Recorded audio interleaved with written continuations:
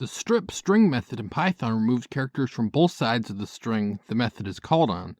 By default, strip removes any space characters from both sides of the string. That means strip removes stuff like regular spaces, tab characters, and newline characters, as well as other space characters. If you specify a character, that removes every occurrence of that character from both sides of the string. In this case, potato sandwiched with Q's becomes just potato. If you specify multiple characters to strip, the result becomes quite interesting.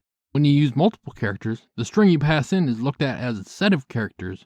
In this case, every Q and P is removed from both sides of this string.